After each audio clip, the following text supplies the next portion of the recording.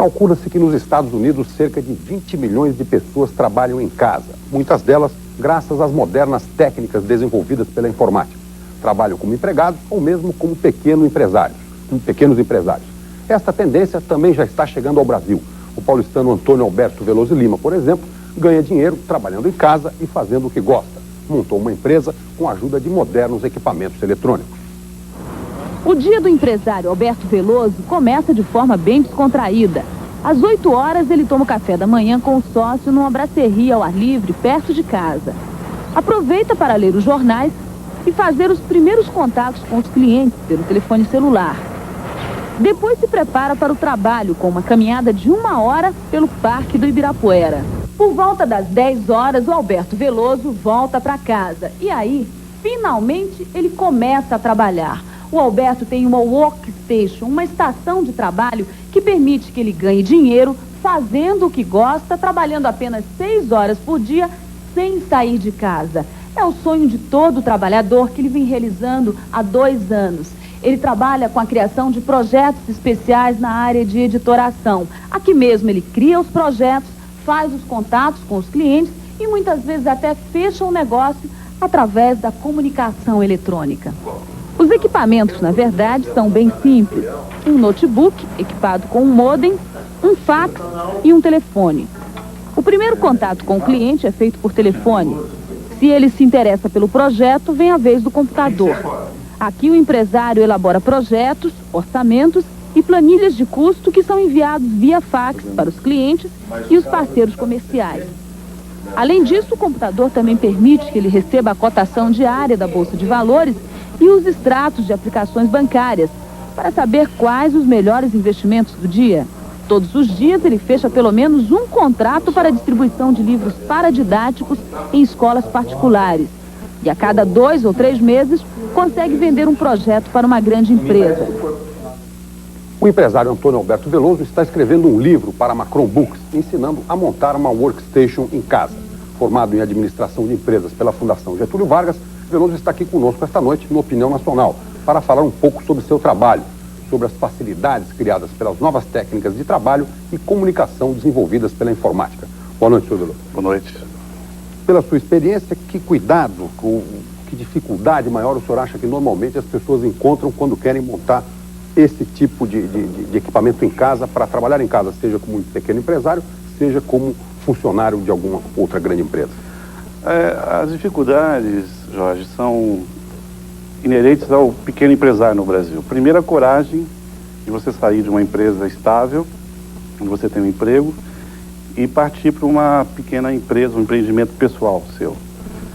Em relação aos produtos no mercado hoje no Brasil, notebook, computadores, isso é super tranquilo você encontrar. Quanto custa uma workstation? Como o senhor tem na sua empresa? Eu ia dizer na sua casa, mas enfim. No máximo R$ 1.500 ou R$ 2.500 você monta uma workstation em casa hoje. Com todos esses modem, fax, computador, etc. Hoje em dia a empresa moderna, Jorge, ela é basicamente baseada numa cabeça boa, um bom produto e iniciativa particular sua, né? Se você tem iniciativa, tem coragem de desenvolver um projeto particular seu, você consegue sucesso no seu empreendimento. Agora, que dificuldades o senhor encontra com clientes ou fornecedores por ser uma empresa diferente nesse sentido de trabalhar em casa com equipamentos eletrônicos, etc? São muitas dificuldades. O pequeno empresário no Brasil, outro dia nós participamos de uma palestra com o professor Roberto Campos. Nos apresentamos a ele. Ele falou, coloque no seu cartão, vocês são heróis. Porque o pequeno empresário no Brasil, ele não tem o prestígio para chegar, às vezes, num grande cliente, apresentar um projeto. São várias as dificuldades que ele enfrenta. Então ele tem que usar de uma criatividade, um jogo de cintura incrível para ele poder conseguir superar esses obstáculos normais. E a adaptação ao trabalho em casa? Estudos feitos na Europa e nos Estados Unidos, por exemplo, dizem que há essa tendência realmente de as pessoas procurarem espaço em casa para trabalhar, até porque para algumas grandes empresas isso significa enxugamento, economia de custos, na medida em que precisam de menos máquinas, menos salas, menos telefones, secretárias, etc. Mas, ao mesmo tempo, eles advertem de que é difícil a concentração no trabalho em casa, ou seja, há muitos apelos em volta para que a pessoa consiga se concentrar realmente no trabalho. É verdade, você tem que ter uma disciplina imensa, você tem que ter um planejamento do trabalho, uma agenda bem esquematizada, porque você, em casa, é o telefone que toca, é um amigo que te chama, é alguém que te visita quando você menos espera. Então você tem que ter realmente um rigor de planejamento de trabalho bastante pensado, bastante sério. Mas, além do que, você precisa também ter você que está em casa hoje me vendo, quer dizer, você é um jovem querendo montar uma workstation em casa, um trabalho, uma pequena empresa em casa. Você tem que ter em mente o seguinte, que o principal obstáculo que você vai ter é com você mesmo. Você tem que superar-se no sentido de você ter mais autoconfiança em relação a um projeto pessoal seu. Nós não estamos acostumados a enfrentar essas dificuldades inerentes com muita facilidade, né? O risco maior em casa qual é? Qual é a coisa que mais pode prejudicar ou dispersar esse tipo de trabalho? Não, o risco maior é você não ter disciplina. Quer dizer, o importante é você ter disciplina. Se você tem disciplina, tem um planejamento de trabalho bastante pensado e executado, com praticidade você consegue resultados, né? Durante esse processo de instalação desse processo, há de vez em quando a tentação de voltar a um emprego fixo, porque as pessoas têm muito essa coisa de saudade de um salário garantido todo mês, de um emprego com estrutura garantida, sem problemas, etc. Eu acho o seguinte, quando você monta um negócio seu, você sente uma autoconfiança muito grande em relação ao futuro. Então esses pensamentos negativos que normalmente você encontra são superados normalmente pela sua iniciativa, pelos seus objetivos pessoais, né? Você tem que ter uma meta. O investimento, pelo que você falou, é muito barato. E o retorno, ele é rápido, o faturamento, quanto fatura, por exemplo, uma empresa como a que o senhor tem, de editoração eletrônica, trabalhando com livros paradidáticos? Olha, dá para pagar as contas. Quer dizer, você não tem um lucro absurdo, né? Um lucro normal para você pagar suas contas, para você ter uma vida normal, uma vida tranquila em São Paulo, né? Mas eu acho que vale a pena a iniciativa. Acho que você tem que seguir esse caminho. Eu acho que eu conselho a vocês assim. No livro que o senhor está escrevendo para Macron, ele ensina basicamente o quê? É um manual de dicas de como montar um planejamento, uma estratégia. Para resumir, quer dizer, você precisa de um manual para você, porque não existe no mercado, se você vai a uma livraria hoje no Brasil, não existe um manual que te ensina como montar essa workstation. E você acha que esse é um mercado ascendente? Ou seja, várias pessoas interessadas e preocupadas, o brasileiro sempre quis ser empresário, ou seja, sempre quis ser dono do seu negócio. Há muita demanda para esse tipo de... Está latente hoje no mercado, isso está latente. Agora eu quero observar o seguinte, o pequeno empresário no Brasil, ele é um herói mesmo. Porque ele não tem apoio nenhum, não tem incentivo nenhum das políticas de governo. E ele, para desenvolver um projeto como eu desenvolvo, como outras pessoas, milhares de pessoas desenvolvem no Brasil, ele tem que ser, acima de tudo, um obstinado. Porque as dificuldades são tão grandes que se vê muita propaganda em televisão, apoio ao pequeno empresário, mas na real é muita demagogia. É muito difícil. Se você vai a um banco hoje, apresenta um projeto, olha, eu quero montar uma pequena empresa, qualquer banco, o banco privado, o banco estatal, a burocracia é tão grande que as pessoas acabam desanimando.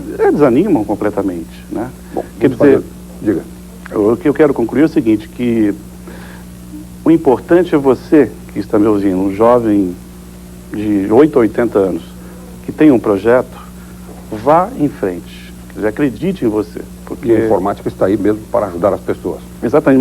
Mais importante que a informática, Jorge, é um projeto pessoal seu. De cada um. Bom, nós vamos fazer um intervalo e falar de pesquisas. Novas pesquisas indicam que ninguém ganhou votos com o chamado efeito recupero parabólicas. O único reflexo registrado pelas pesquisas foi um pequeno aumento no número dos eleitores indecisos e daqueles que pretendem votar em branco ou anular o voto. A mais recente pesquisa Gallup, publicada hoje pelo jornal O Estado de São Paulo, mostra que os dois principais candidatos à presidência da República perderam um pouco de terreno. Na pesquisa anterior, feita entre 25 e 30 de agosto, Fernando Henrique Cardoso tinha 42,8% dos votos. Na última pesquisa, feita entre os dias 4 e 7 de setembro, ele ficou com 41,6%. Luiz Inácio Lula da Silva tinha 21% no final de agosto. Na última pesquisa, caiu para 20,3%. Já os votos brancos e nulos somavam 8,8% na pesquisa de agosto. Na de setembro, aumentaram para 10,2%. Os eleitores indecisos somavam 11%. Agora, em setembro, passaram para 12,9%. Apesar de pequena queda, o candidato tucano ainda venceria a eleição no primeiro turno.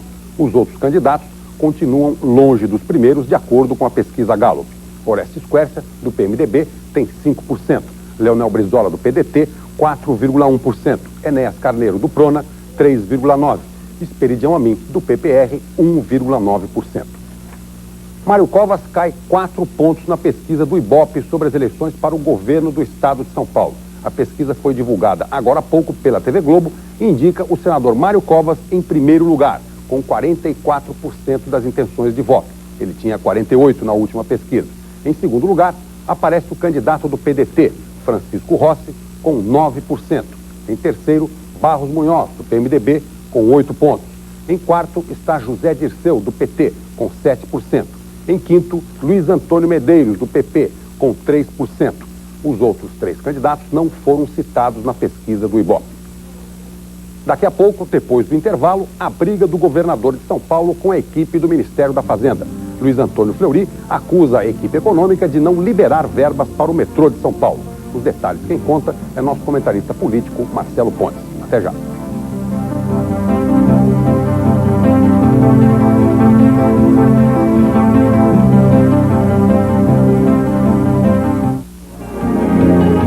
Opinião Nacional.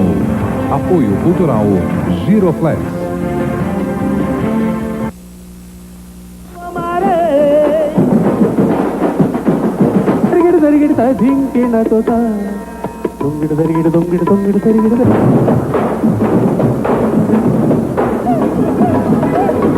A sua TV vai tremer.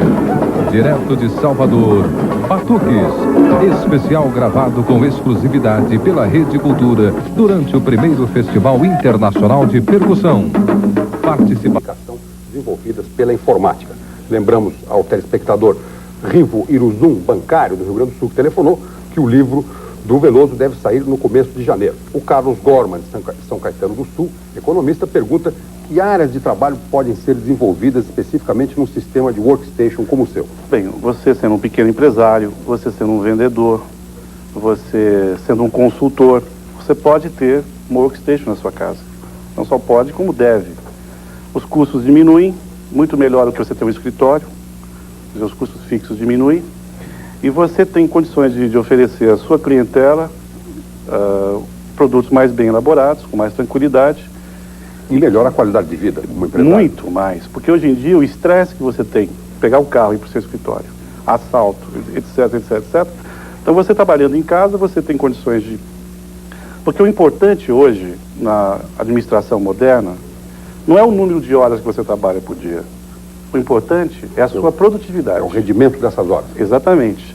Se você trabalha 5 horas por dia, muito bem feitas, muito bem trabalhadas, você tem uma rentabilidade muito maior do que trabalhar das 7 às 10 da noite. Bom, Antônio Alberto Veloso Lima, nós agradecemos a sua participação esta noite aqui no Opinião Nacional. Muito obrigado, uma boa sorte a você. Muito obrigado. Lembrar ao telespectador, o consultor Marcos Castelo Branco de Jaguaré, que o Veloso falou sobre a questão dos clientes e fornecedores em relação ao trabalho em casa. O Opinião Nacional fica por aqui. Nós voltamos na próxima segunda-feira, às 9h30 da noite. Muito obrigado a todos, uma boa noite, um bom fim de semana e até segunda.